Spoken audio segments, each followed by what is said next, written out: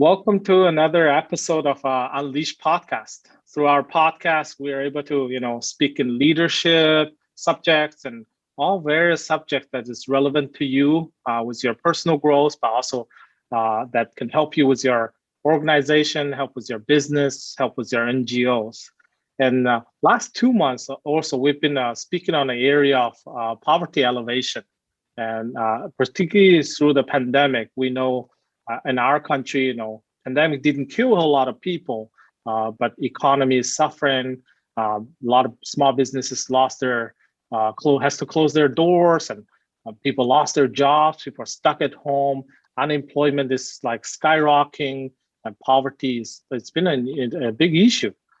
So we had a couple guests from Mongolia who spoke on this subject in the last 2 episodes.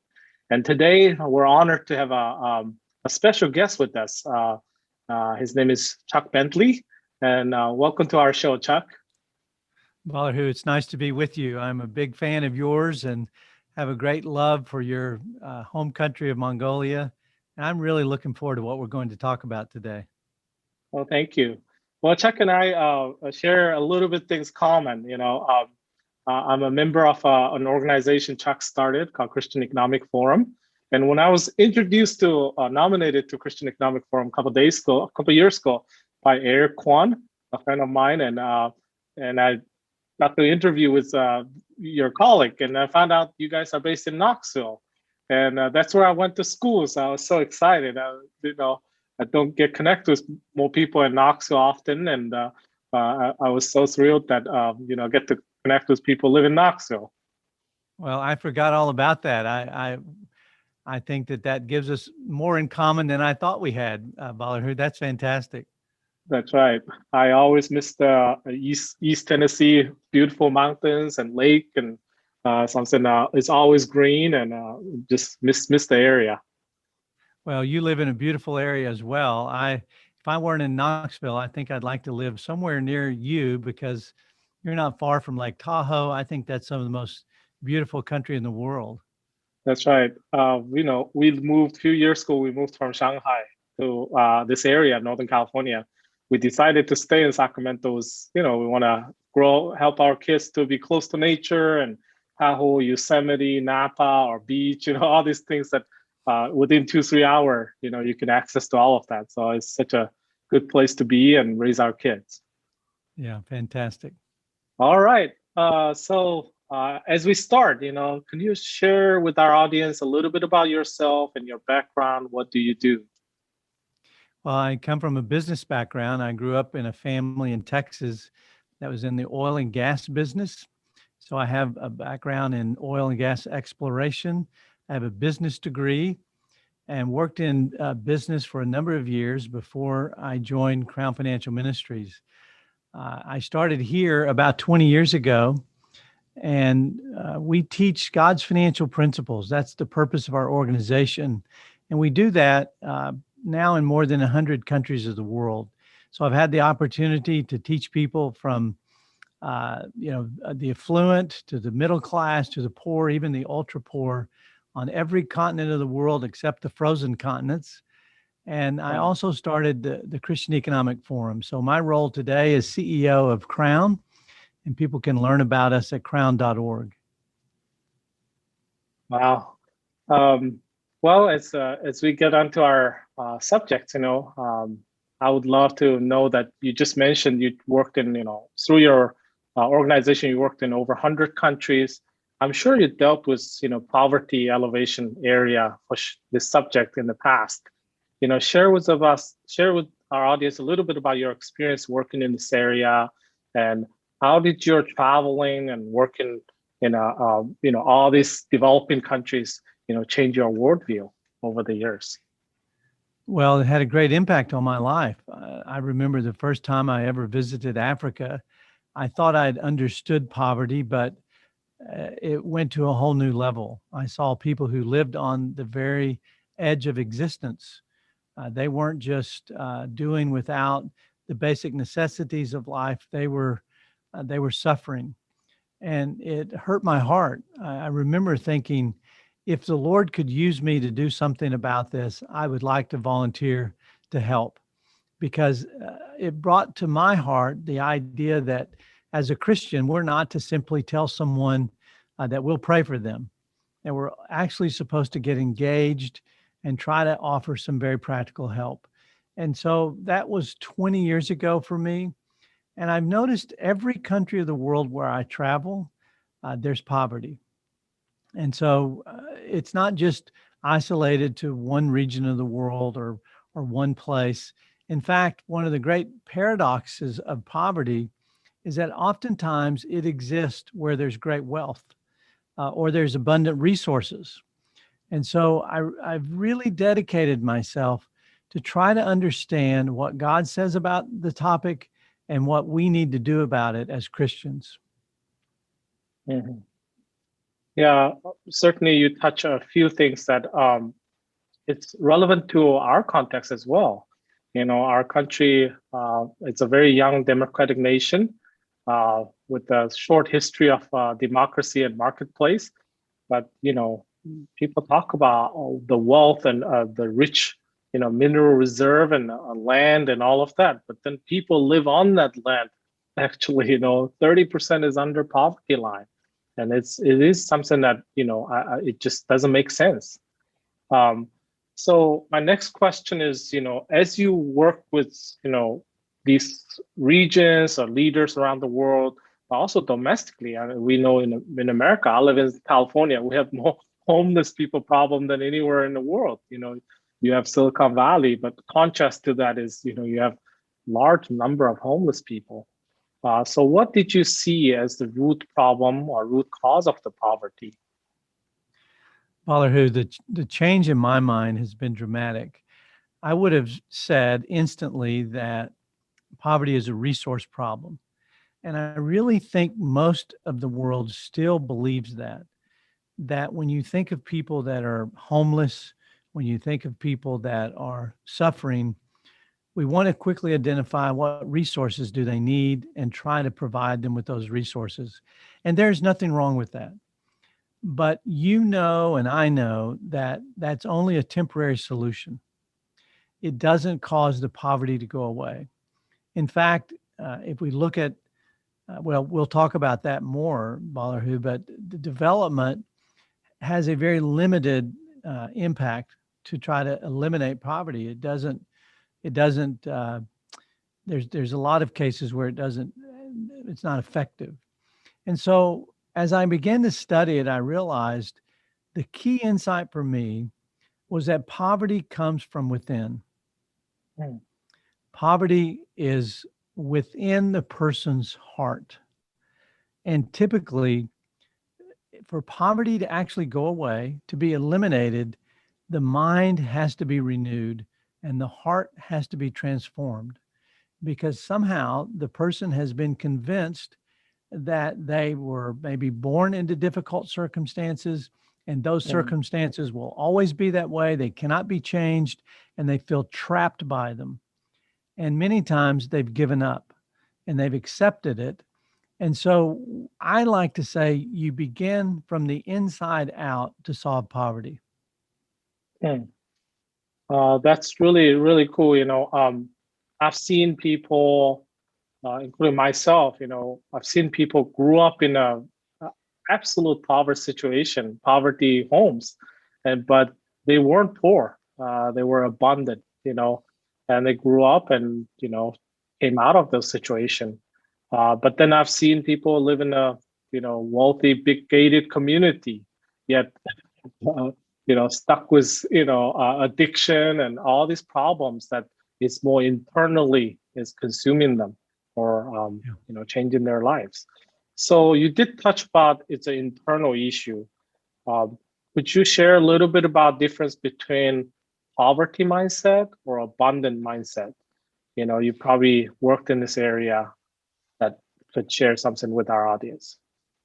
Well, I want to speak to it from a Christian perspective because I see two extreme teachings in Christianity when I travel the world speaking about money. One extreme is the prosperity gospel, where people are given false promises that if they have enough faith or if they, you know, sow a seed, they'll get a miracle. and God's going to give them everything they need to make them rich. And I think that's a deceptive theology and one that I see practically everywhere I go. But the other extreme is the poverty teaching, where people believe that possessions are evil, money is evil, and wealthy people must be greedy, and therefore they condemn wealth. And they actually take pride in their poverty, and they feel more spiritually superior to other people because they've adopted poverty as a sign of their good relationship with God.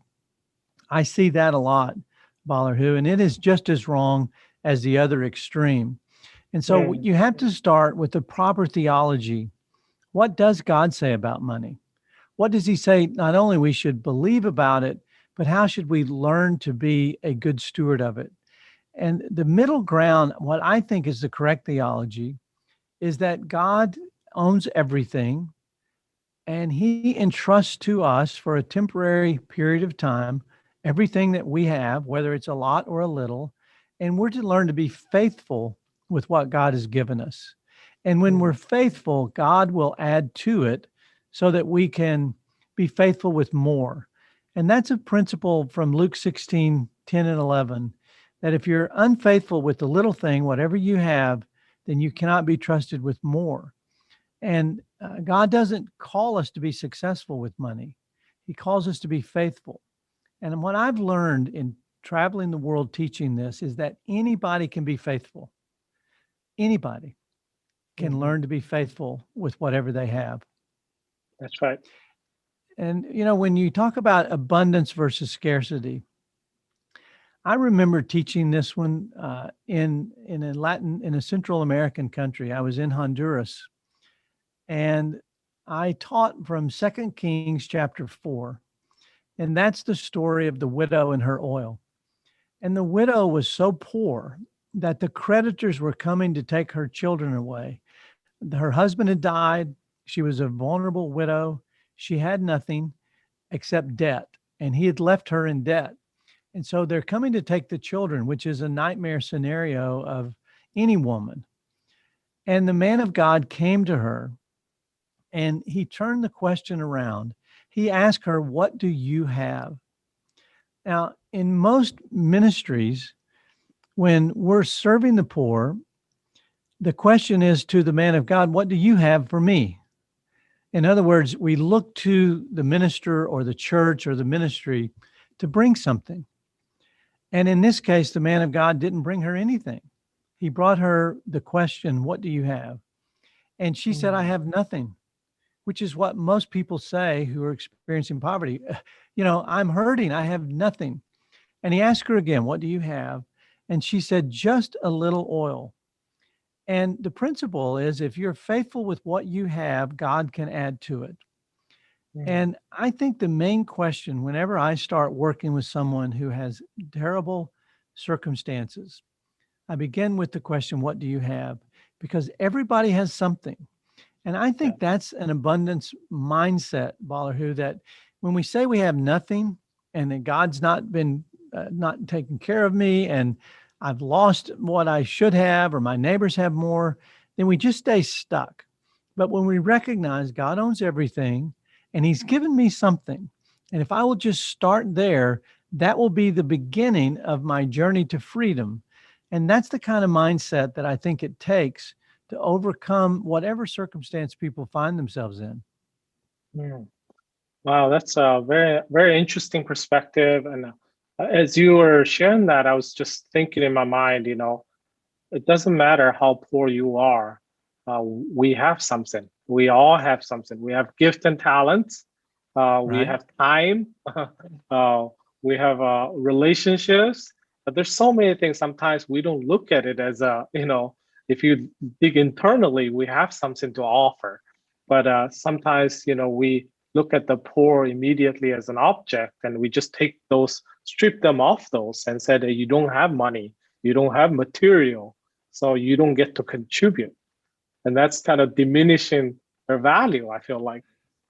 Well, I totally, I tell people when I get the opportunity to teach in Africa that almost every African has something that Americans do not have. And when I ask them what it is, they cannot think of anything. They presume that Americans have everything.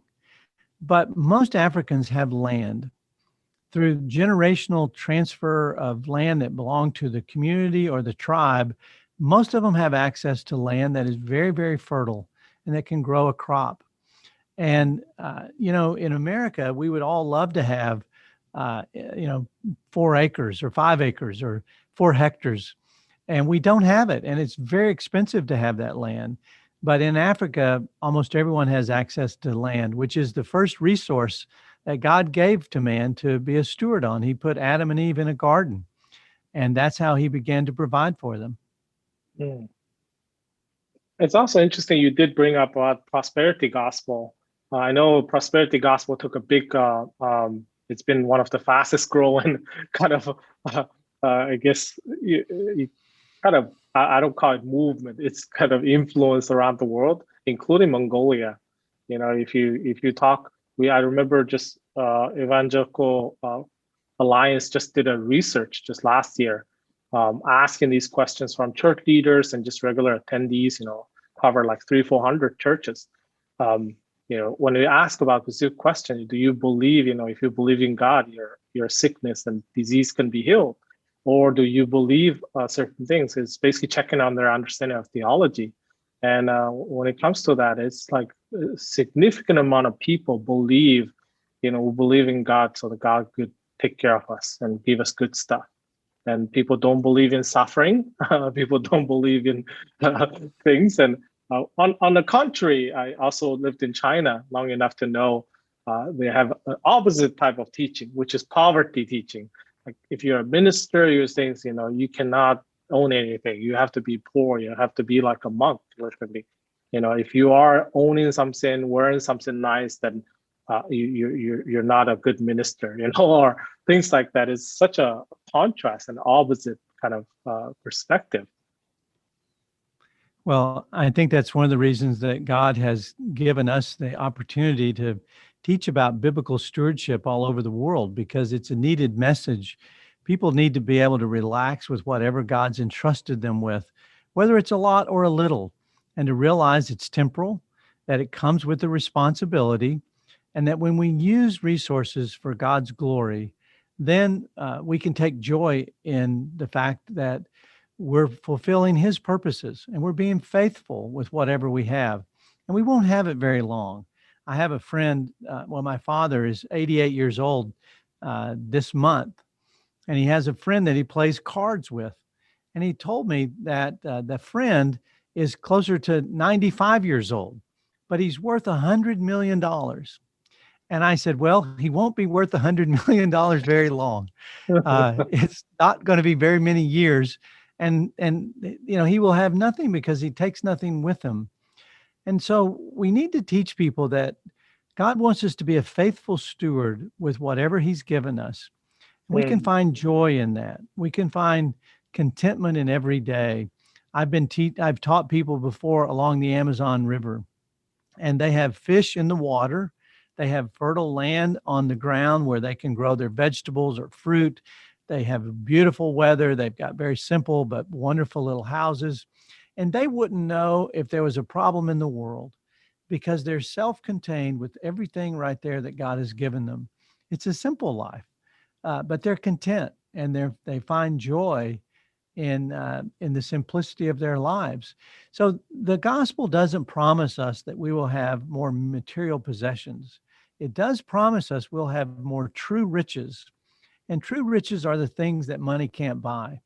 And when you start to experience true riches, you get over the fact that you may not have the nicest house or the nicest car or all the things that the world tells you need, but you have something that is far better. Yeah. And that's what I like to help believers understand in terms of an abundance. True riches cannot be stolen. They cannot be degraded. They cannot be, you cannot lose them as you might lose an investment. They are there forever. As you touch stewardship, I was just thinking you said everything. That does not just, talk about your house or your property or the money in your bank or the business you build, but also, your relationships in your life, or your family, your kids, and even your ministry, church you serve, and all of that is God given to us to be a steward. And I feel like coming from a culture, I guess, our East Asian culture, there's so much ownership. We take a lot of honor and shame into owning stuff and owning land. And a lot of parents even believe their kids are their own, they own their kids, they pass on to their hope and things onto them, futures onto them. Even church, people think that, I built this church, this is mine. I think, having a healthy stewardship mindset certainly changes how we view everything in our life. I'm so grateful for what you guys are doing through Krovn, is teaching that. Well, thank you. Psalm 24:1 says, "The earth is the Lord's and everything in it, and the people and all who dwell therein." So that one verse encapsulates everything. Everything belongs to God. We are just passing through. We are not owners. We just have temporary responsibility for land or a business or a home, for our family responsibilities. And God simply calls us to be faithful.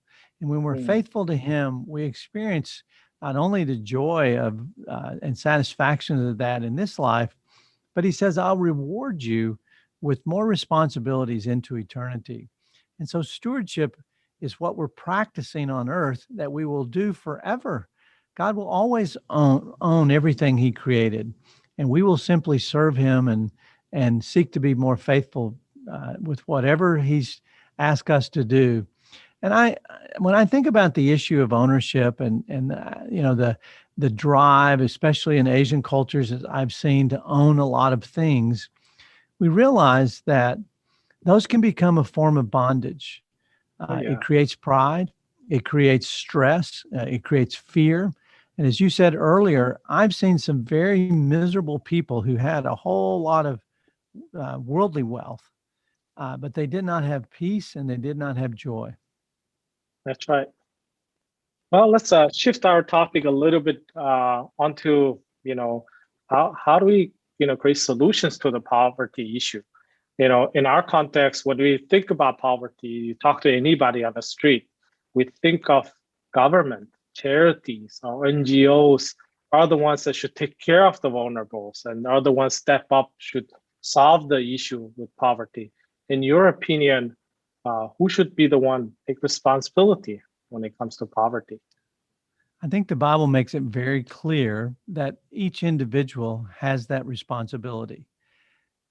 And the Bible says that we're to be workers. God is a worker. He worked 6 days and rested one, and we're created in His image. We are little creators, little producers that He wants to glorify Him through our work. Work is not a curse. And the Bible makes many promises about work. Proverbs 14:23 says, "All hard work leads to profit, but mere talk leads to poverty." And so there's a contrast between those who have profit and those who have poverty. And the difference is those who go to work. And so the way God provides for us is through our work. Now, there are people who are unable to work. If you're unable to work, if you're a child, if you're sick, if you are widowed and suffering, then those people receive our charity. But that's a very narrow group of people. And charity is a wonderful thing that God implemented for individuals to help other individuals through His body and to share His love that way. But to get out of poverty, I say it takes three things, Balahu. It takes work. So the first thing you do is you have to learn to make money. And you make money through honest, hard work. And you have to identify an idea or a resource or something that you can do that will provide for your family, no matter where it is or what may be available in your local context. So you go to work and you make money. Secondly, you have to learn to manage it. There's a there are principles in the Bible of how to manage well. The Bible talks about everything from how we spend money, how we save money, how we give money, even how we invest money. And if we follow God's principles of managing it, then he gives an increase. But the third step is how we use it. Not only do you manage it and see an increase, but there's a third responsibility, which is to use it for God's kingdom and his purposes. And so I say that sequence is make, manage, and fulfill. So you make money by working, you manage it God's ways according to his principles, and then you use it for his kingdom and his purposes. So you've fulfilled what he wants to do with your life. And I've got hundreds of wonderful stories of people that we have taught that simple sequence to, who've put it to work. They've escaped generational poverty, and now they're giving back and helping others escape poverty. And I think that's the greatest joy I've seen, Baller, who is not simply that somebody was, they didn't have money and now they have money. That's not the end goal. The end goal is that they've escaped their difficult circumstances, and now they're giving back to other people. They're sharing their knowledge. They're sharing their wisdom. They're sharing resources so that the goodness of God is being spread. To me, that's when you've successfully left poverty. Wow. I grew up I was born in 1980. That's when, that part of the world we were in, Mongolia, China, all of that was, still hardcore communism, poor poverty was everywhere. And nowadays, in Mongolia, everybody is working so hard to make money. In China, it's like a day and night, people building wealth and just make money. But I also see less people are talking about what, people are learning how to make money, but less people know how to spend the money right. I mean, they're like wasting money on everything. It's just unbelievable. Amount of wealth is wasted and not being stored. Well, one of the things that God condemns in the scripture is selfishness. He does not condemn wealth. And I think it's a very important principle to realize. Wealth is never condemned in the Bible, but he condemns self-consumption of wealth when we just use it for our own purposes. So when you look at the parable of the foolish farmer, the farmer declared, my barn is full. I have all that I need, so I'm going to tear that barn down and build a bigger one. And he stated his purpose so that I can eat, drink, and be merry. And it was that very purpose for the wealth that God said, well, today's your last day on earth. Now, do you really need a bigger barn? And he said, because you were not rich towards God, but you were only rich towards yourself. And so it's a lesson that when God entrusts to us resources, they're not simply for our own consumption. In fact, most of what God gives us is not for ourselves. It's so that we can serve other people. We can be a blessing to the body of Christ.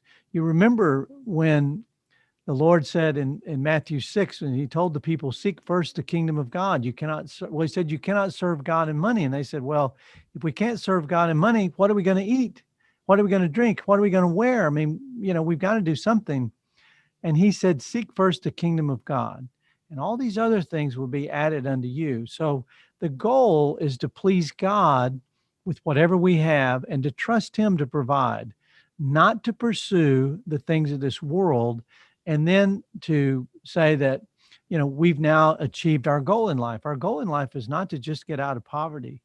It's not to have wealth. Our goal in life is to fulfill God's purposes and to build his kingdom. Mm-hmm.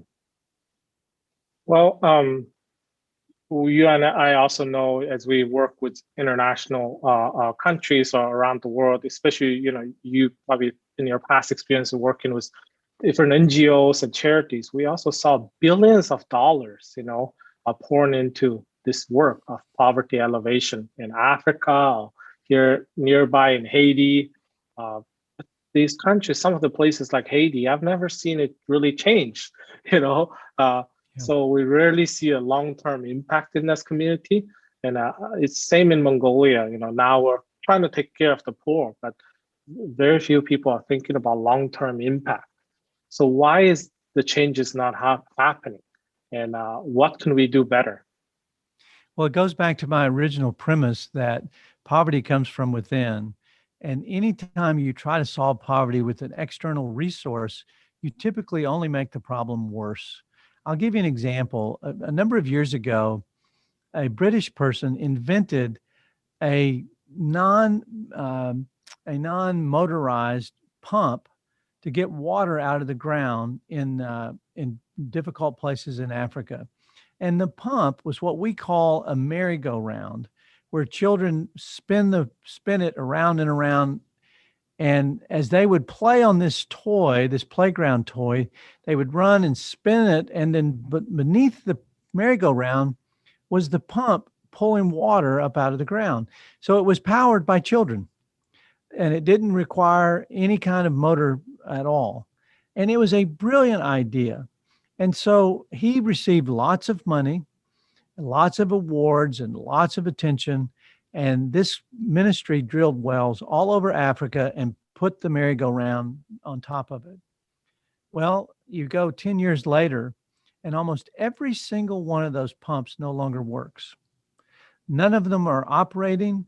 They're just broken because he missed the key ingredient.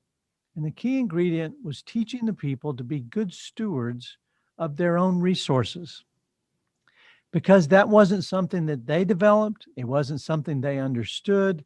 It wasn't something they had the skill to repair whenever it was damaged. It was all wasted. They're not even getting clean water from those wells now.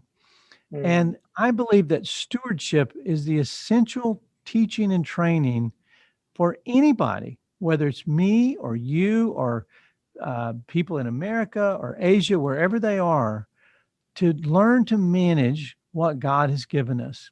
And that has to come from a desire within. The reason that communism doesn't work is people aren't incentivized to do something themselves. It takes away our incentive to work and produce. And God set up a merit system. He said that if you work, you will profit. But he also said, when you profit, you have a responsibility to love and care for others. And so when we put in motion stewardship principles, everything gets better. Resources are multiplied. Charity is happening on a local level. Dignity is happening. People are taking responsibility for their own resources, their own homes, and they're operating according to God's economy. And Balahu, I've seen it so often that millions and billions of dollars of good, well-intentioned money has failed to eliminate the problem. But I've also seen the other side of it. When you teach people how to make money, how to manage it, and how to use it for God's purposes, then the problem is solved, because they now have internal ownership of how to do it. And the ministry can go away, or the money can go away from outside sources. And now they know how to manage it locally. And that's the key from all that I've been able to observe, and what I've actually dedicated a great part of my life to understanding. And I see it happening now. I just got a video from a person that we trained recently in Africa, and her crops used to get half a ton of corn per hectare. That was her national average, and that's what she got. And she couldn't make it through the year without being hungry. Well, today she's getting 4 tons per hectare of yield. That's an 8-time increase through her own work, her own labor. Nothing that I've done, only teaching her wisdom and some knowledge and skills. And she's taken it from there. And now the hunger problem is solved, and she's teaching other people in her village how to improve their crop yield. Well, thank you for sharing that. I know also, the organization CEF you lead convene the world's top problem solvers to advance God's inspired solution. You probably know a lot of people that work in this area as fellow workers and colleagues in this field. have you seen a little bit bigger, not individual case, as a community, as a city, or as a country level of example that is working? Yes, I have. I've had a privilege of traveling to many places. And one of the examples that I would point to where it's working on a very big scale is in the nation of Rwanda. You'll remember that they experienced the horrible, horrible genocide when more than 1 million people, or close to 1 million people, were murdered within a very short period of time, about a 60-day window. And the country was in absolute chaos and destruction and turmoil. And what's happened there is considered now an economic miracle. And that miracle started when the new leader declared that they would be a nation that did not fight and divide over tribal lines. They had split based on tribalism. And he said, no more. We're going to forgive one another. We're going to work together. And we're going to eliminate corruption, because corruption is the cancer of any economy. If you have a system that corruption is allowed, it just gets worse and worse and worse. And you see nations destroyed and consume all of their resources because costs get higher, profits go down, terrible things happen to the soul when you operate in a corrupt system. And so he eliminated it. And when they eliminated corruption, they put in the opportunity for people to be rewarded for good, hard work. And you see a country today that is growing rapidly.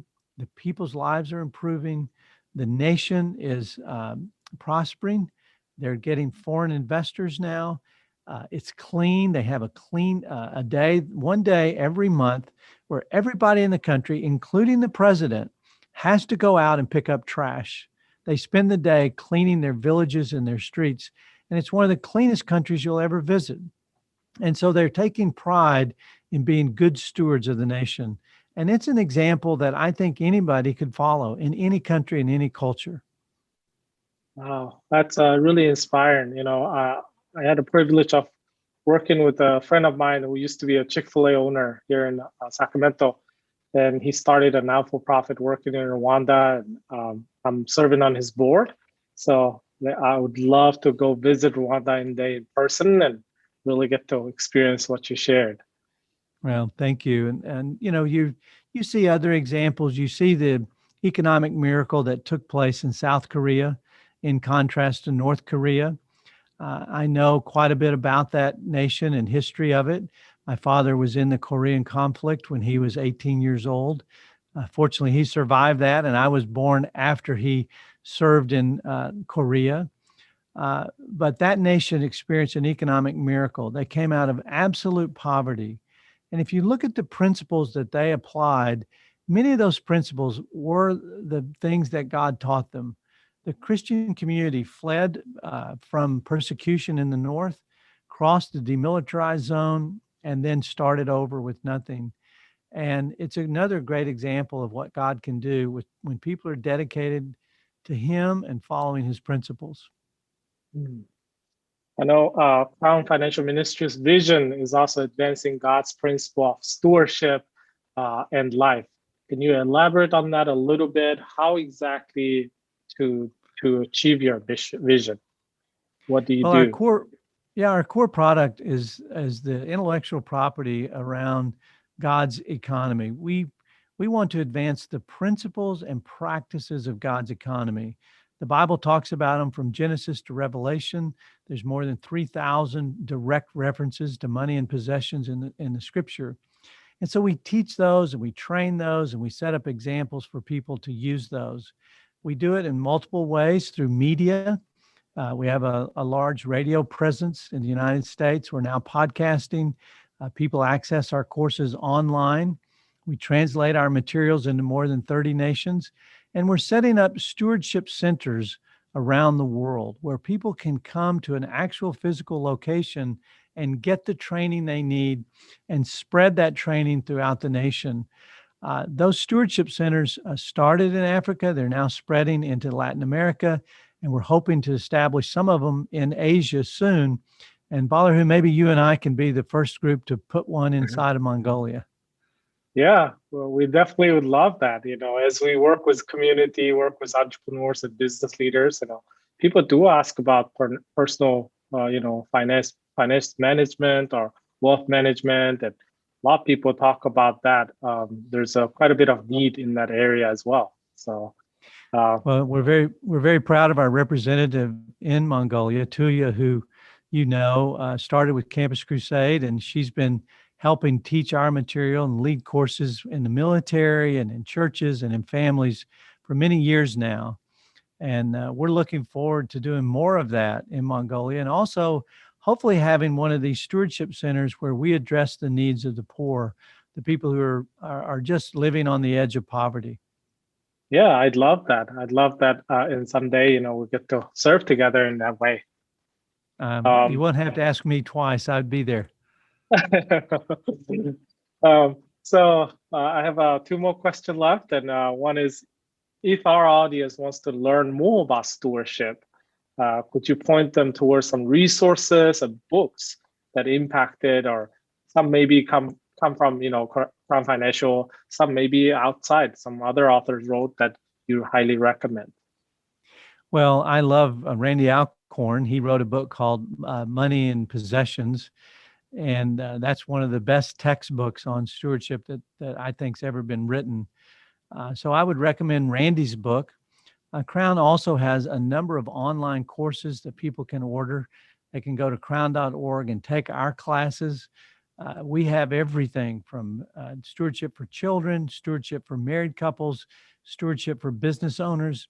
Our founder, Larry Burkett, wrote one of the best-selling books on business of, I think, all time, called Business by the Book. And we have all those courses available at our website. We also have representatives in different nations. I'm sure people listening to your podcast are spread throughout the world. And we probably have a representative wherever they live that they can get in contact with and find ways to connect with a material in their language and to hopefully get involved in helping to spread the principles of God's economy.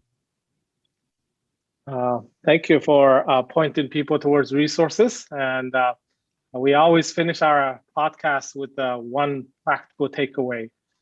So if our podcast listeners today, after they heard the podcast, the next 3 days, if they want to, have a practical takeaway that they can apply right away about stewardship, what should they do? They should ask themselves, what do I have? And then genuinely allow the Lord to press on their heart the answer to that question. What do I have? What has God given me? And that's the area that he wants you to begin your stewardship journey. Whatever the answer is, he would say, be faithful with what he's given you, whatever that is. It may be a gift, as you said earlier in the program. It may be a talent, a skill.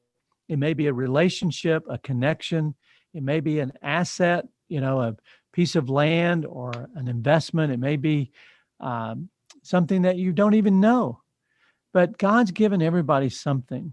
And if we realize what he has given us, that's where your journey begins. And just commit to be faithful with managing that well and trusting God to use it to show you the way forward, which is to draw closer to him and to be a faithful steward.